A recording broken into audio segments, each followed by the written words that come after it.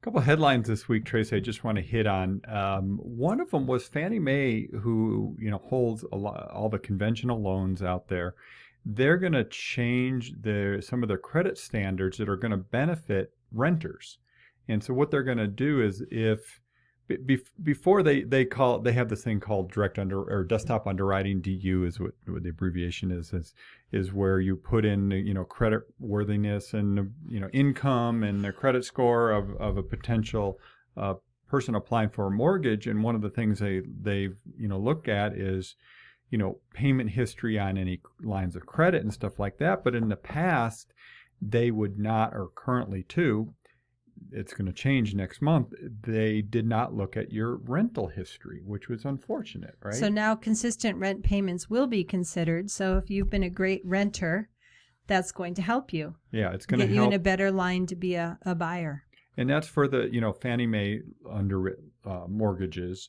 And the thing, I will say this, I did talk to Mon Fan, who's one of the top lenders in Albuquerque, and just wanted to get his feedback on this story and what he thought. And he said, it may help some people, he said, but you got to look at all the options. Fannie Mae and conventional is just one. It may be that an FHA program would be better for folks. So getting a lender that can kind of guide you through and look at those different things will matter too. Oh my gosh, Tego, what you just said. I just opened up Pandora's box, it looks like. It got me all excited. The thing about a local lender, I feel bad for people sometimes that get online and they fill out something, they saw a TV commercial or something, and they get a lender in a stable somewhere in...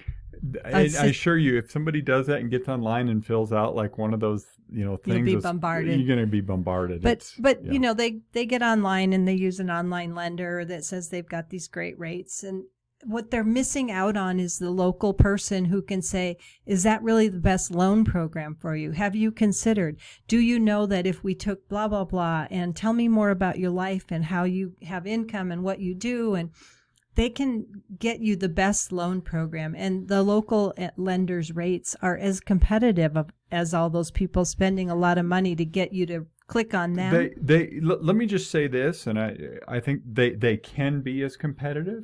I think shopping a mortgage is still a good idea, but shop it with people that are local, know what's going on here locally, and can really hold your hand through the process. Because if you have not applied for a mortgage in a while, oh my gosh, Tracy, I know I did. We refinanced a property not too long ago.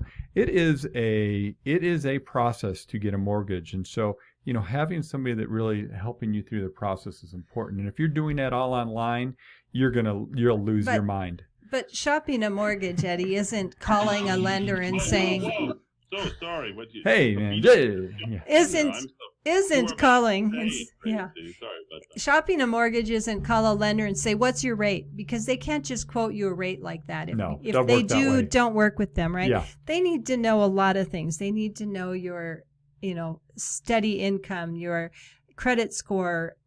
They just can't say, well, we're at this, because Right. it varies based on you and your credit. So when Tego says shop for a loan, don't just call and say, what's your credit? And you don't want everybody pulling your credit. Well, yeah, you got to be careful with that. But also, right, if they're just quoting you a rate without having good information and just trusting what you say about your income and credit over the phone, yeah, that doesn't work that way.